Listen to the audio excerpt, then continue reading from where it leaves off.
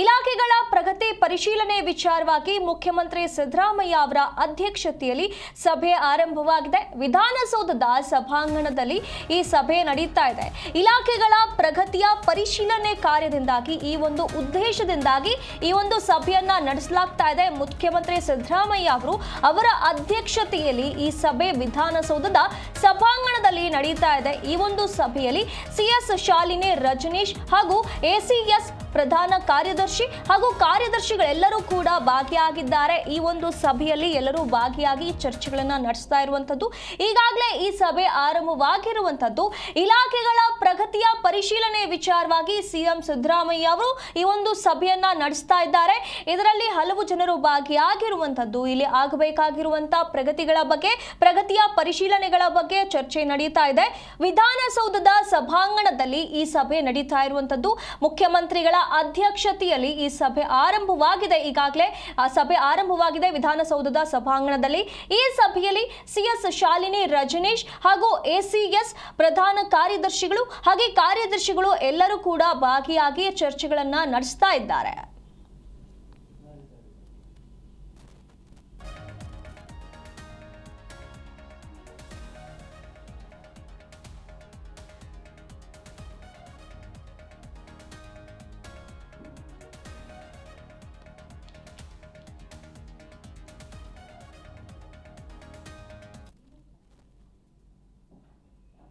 ರಾಜ್ಯದಲ್ಲಿ ಸಿಎಂ ಸ್ಥಾನಕ್ಕೆ doctor G Parameshwar ಹೆಸರು ಕೇಳಿ ಬಂದಿರುವಂತಹ ವಿಚಾರಕ್ಕೆ ಸಂಬಂಧಪಟ್ಟಂತೆ ಇಲ್ಲಿ ಡಾಕ್ಟರ್ ಜಿ ಪರಮೇಶ್ವರ್ ಅವರು ಒಂದು ಹೇಳಿಕೆಯನ್ನ ನೀಡಿದ್ದಾರೆ.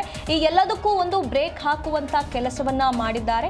ಸಿಎಂ ವಿಚಾರದಲ್ಲಿ ಚರ್ಚೆ ಮಾಡುವ ಅಗತ್ಯವಿಲ್ಲ. ಏನೇ ಆದ್ರೂ ಕೂಡ ಹೈಕಮಾಂಡ್ ತೀರ್ಮಾನವೇ ಅಂತಿಮವಾಗಿರುತ್ತೆ. ಸುಮ್ಮನೆ ನಾವು ಬೀದಿಯಲ್ಲಿ ಮಾತನಾಡಿದ್ರೆ ಯಾವ ಪ್ರಯೋಜನವೂ ಇಲ್ಲ ಅಂತ ಹೇಳಿ ಬೆಂಗಳೂರಿನಲ್ಲಿ ಗೃಹ ಸಚಿವ ಜಿ ಪರಮೇಶ್ವರ್ ಅವರು ಹೇಳಿಕೆಯನ್ನ ನೀಡಿದ್ದಾರೆ.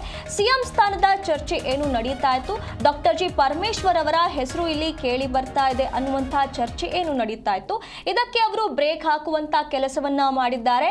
ಇಲ್ಲಿ ನಾನು ಸೇರಿದಂತೆ ಯಾರು ಏನೇ ಪ್ರತಿಕ್ರಿಯೆ ಕೊಟ್ಟರೂ ಕೂಡ ಇದು ಬಹಳ ಮುಖ್ಯವಾಗಿ ಇರುವಂತದ್ದು ಹೈಕಮಾಂಡ್ನ ನಿರ್ಧಾರ.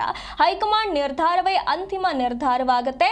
ನಾವು ಬೀದಿಯಲ್ಲಿ ಹಾದಿ ಬೀದಿಯಲ್ಲಿ ನಿಂತು ಏನೇ ಮಾತನಾಡಿದ್ರು ಕೂಡ ಇದಕ್ಕೆ ಪ್ರಯೋಜನವಿಲ್ಲ. ಹೈಕಮಾಂಡ್ ಏನು ತೀರ್ಮಾನವನ್ನ ತೆಗೆದುಕೊಳ್ಳುತ್ತೆ ಅದೇ ಅಂತಿಮವಾಗುತ್ತೆ. ನಮ್ಮ ಮಾತುಗಳು, ನಮ್ಮ ಚರ್ಚೆಗಳು ಯಾವ ಉಪಯೋಗವೂ ಇಲ್ಲ ಅಂತ ಹೇಳಿ ಇದಕ್ಕೆ ಬ್ರೇಕ್ ಹಾಕುವ ಕೆಲಸವನ್ನ ಮಾಡಿದ್ದಾರೆ.